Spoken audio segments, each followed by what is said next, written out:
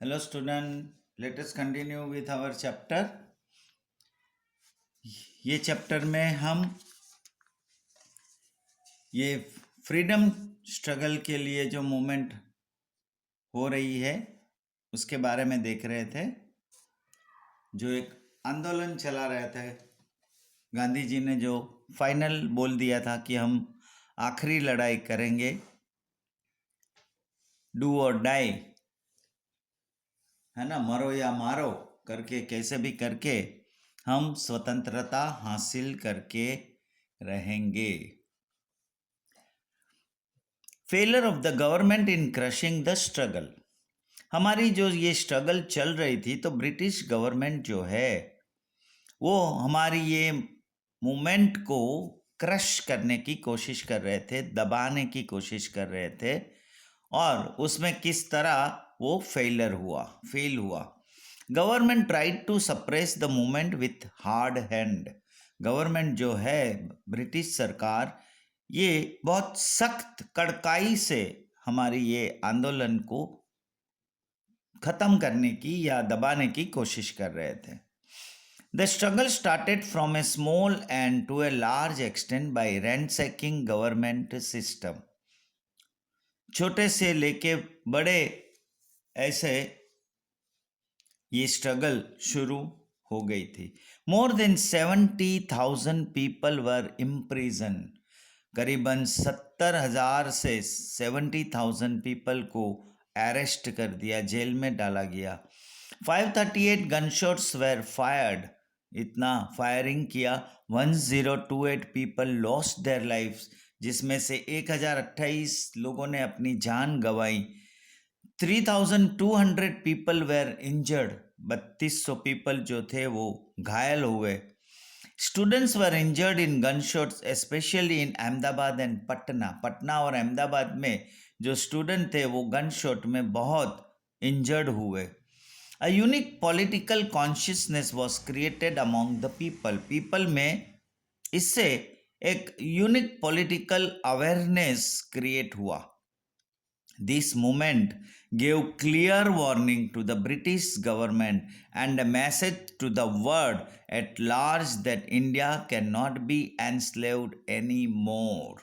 और ये मूवमेंट से ब्रिटिश गवर्नमेंट को क्लियर वार्निंग दे दिया हम लोगों ने कि अब भारत जो है वो किसी की भी गुलामी के अंडर में नहीं रहेगा, गुलामी नहीं सहेगा।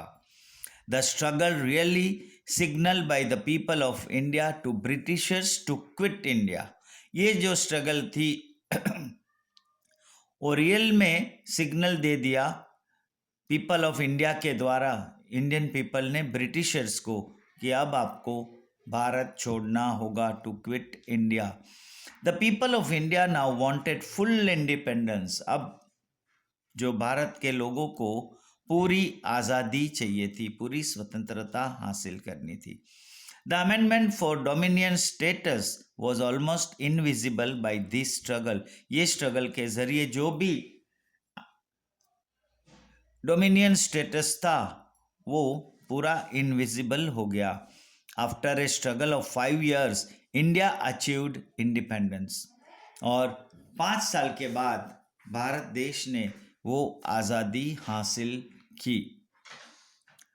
आज़ाद हिंद फौज और सुभाष चंद्र बोस का क्या रोल रहा, ये एक एग्जाम में भी पूछते हैं। सुभाष चंद्र बोस के लिए या आज़ाद हिंद के बारे में शॉर्ट नोट पूछते हैं एग्जाम में। Subhash Chandra Bose was born in Cuttack in Odisha state 23 January 1897। 1897 23 जनवरी को ओडिशा में कटक शहर में सुभाष चंद्र का जन्म हुआ। His father Rai Bahadur Janakinath Bose was a government lawyer in British judiciary. ब्रिटिशरों की जुडिशरी में इसके जो पापा थे वो गवर्नमेंट लॉयर थे। His mother Parvati Devi was a फिलान्थ्रोपिस्ट।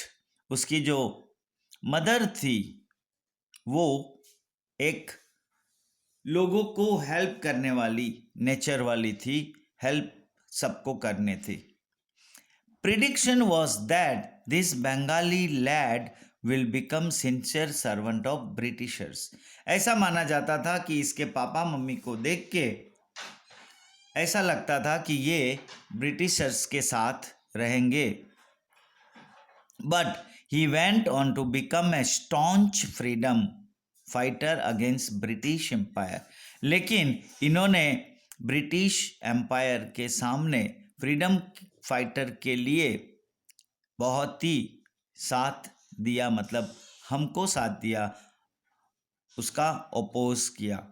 After passing examination with good marks from Calcutta presidency college, Calcutta की प्रेसिडेंसी कॉलेज में सुभाष चंद्र बोस ने एग्ज़ाम पास करने के बाद he went to England for further studies, आगे और पढ़ने के लिए वो इंग्लैंड गए। He passed very difficult ICS Indian civil service examination at 4th number and return to Calcutta. वहाँ जाके इंग्लैंड में उसने ICS की एग्ज़ाम पास की 4th नंबर पे और वो वापस कलकत्ता आए। Seeds of revolution were planted in his mind due to the insulting attitude and pride of the British professors at the Presidency College towards the Indians. इनके दिमाग में ये बीज तभी बो गए थे, सीड्स, ये क्रांति करने की, जब वो प्रेसिडेंसी कॉलेज में था और उन्होंने जो देखा था इंडियंस का किस तरह का इंसल्ट होता था ब्रिटिश प्रोफेसर्स के द्वारा। He was very much interested in the Indian independence struggle. उनको इंडियन इंडिपेंडेंस स्ट्रगल के लिए बहुत ही इंटरेस्ट था, मतलब भारत को कैसे भी आज़ादी दिलाने में उसका इंटरेस्ट था। He become an active member of national assembly, national assembly का एक्टिव मेंबर बना। He join the Swarajya party 1923, 1923 में उसने स्वराज्य पार्टी को ज्वाइन किया। He soon became very popular leader among youths, youth के वो पॉपुलर लीडर भी बने। He was in the top of civil disobedience movement and therefore jailed many times. इन्होंने civil disobedience movement में अच्छे से पार्टिसिपेंट किया था और उसकी वजह से बहुत बार उसको जेल में भी जाना पड़ा था। At the young age of 41 की एज में he was elected as president of Congress convention at Haripura Surat and showcased his ability. उसकी एबिलिटी उन्होंने दिखा दी 41 ईयर्स की एज में, जब वो कांग्रेस के प्रेसिडेंट इलेक्ट हुए हरिपुरा सूरत में। He left the Congress as difference of opinion with Gandhi ji had increased and he established a party, the Forward Bloc. उन्होंने ये कांग्रेस पार्टी को छोड़ दिया क्योंकि गांधी जी के साथ कुछ उनसे मतभेद हो गई और उन्होंने एक अपनी पार्टी एस्टैब्लिश किया, द फॉरवर्ड ब्लॉक करके। To awaken plebiscite against Britishers he travel most of the regions of the India. India में बहुत सारी जगह पे उन्होंने ट्रैवल किया ताकि लोगों को जगा पाए इसका ब्रिटिशर्स से हमें आज़ादी पाने के लिए। He was arrested under Indian defence code and imprison. वो उसको अरेस्ट कर दिया गया और उसको जेल में भेज दिया। During imprisonment he was ill treated. जब वो जेल में थे तो उसके साथ उसको अत्याचार करते थे, व्यवहार अच्छा नहीं था। He was imprisoned at his place of residence as his health was deteriorating. अब उसकी जब तबीयत ठीक नहीं थी तो उसको अपने घर में ही उसको नज़र कैद में रखा गया। Since he was fasting unto the death, और वो उपवास पे उतर आए थे जब तक आज़ादी हासिल नहीं करेंगे। He travelled in the disguise of Pathan from Calcutta via Peshawar, Kabul, Iran and Russia. Later on he reach Berlin, Germany 28 March 1942। उसने अपने आप को छुपा के मतलब वेश बदलकर उसने कलकत्ता पठान के वेश में वो कलकत्ता से वाया पेशावर, काबुल, ईरान होके जर्मनी तक पहुंच गए। Indians living in Germany gave him warm welcome. Germany में जो हमारे इंडियंस थे उन्होंने उनका अच्छे से स्वागत किया।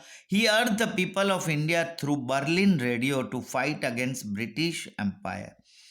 सुभाष चंद्र बोस ने बर्लिन रेडियो से इंडिया के लोगों को रिक्वेस्ट किया, विनती की कि हम ब्रिटिश एम्पायर के सामने फाइट करेंगे, उससे हम लड़ेंगे। He also met Hitler in Germany. Germany में हिटलर का राज था तो वो हिटलर को भी मिले। And discuss in detail about the independence of India. Bharat की आज़ादी के बारे में उसके साथ उसने डिस्कस किया। He then went to Rome and Paris to establish military unit for the independence of India and recruited 3,000 Indians. और वो वहाँ जर्मनी से बर्लिन से निकल के रोम और पेरिस गए। वहाँ उसने मिलिट्री यूनिट एस्टैब्लिश किया इंडिपेंडेंस के लिए और 3,000 इंडियंस को रिक्रूट किया। Ras Bihari Bose a revolutionary living in Japan. Japan में जो हमारे इंडियन था क्रांतिकारी Ras Bihari Bose changed all the organisation and establish Indian independence league. उन्होंने इंडियन इंडिपेंडेंस लीग के साथ ये ऑर्गेनाइजेशन के साथ पूरी चेन किया, मतलब एक लिंक बनाया, सबको उसमें जोड़ा ये हासिल करने के लिए, फाइट करने के लिए। To make India free Azad Hind फौज वॉज सेटअप। भारत को आज़ाद करने के लिए इन्होंने आज़ाद हिंद फौज की रचना की। A presence of 100 Indian delegates from Malaya, Japan, Sumatra, Java, Hong Kong, Borneo, Andaman, Burma were in the organisation. ये ऑर्गेनाइजेशन में ये सारे कंट्रीज के इंडियन डेलीगेट्स प्रेजेंट थे। And in that Mohan Singh a war prisoner arrested by Japan was also present. और उसमें ये मोहन सिंह भी प्रेजेंट था जो जापान ने उसको कैदी बना के रखा था। Moreover Ras Bihari Bose voluntarily retired as head of INA, Indian National Army का जो हेड था रास बिहारी बोस, इन्होंने अपनी मर्जी से रिटायर ले लिया, वॉलंटरी रिटायरमेंट ले ली। So here we stop our today's lecture. Next lecture में इन्होंने जो आज़ाद हिंद फौज की स्थापना की थी सुभाष चंद्र बोस ने, तो उसका क्या रोल रहा हमारी इंडिपेंडेंस में, आज़ादी में शामिल किस तरह किया, उसका रोल किस तरह था, तो हमने ये लेक्चर में सुभाष चंद्र बोस के बारे में देखे। जैसे बहुत ऐसे रिवोल्यूशनरीज थे, क्रांतिकारी थे, जिनकी बदौलत जिन्होंने हमें हमारी आज़ादी में लड़ाई में भाग लिया, हिस्सा लिया और हमें आज़ादी दिलाने में मदद की। So here stop today's lecture. Thank you.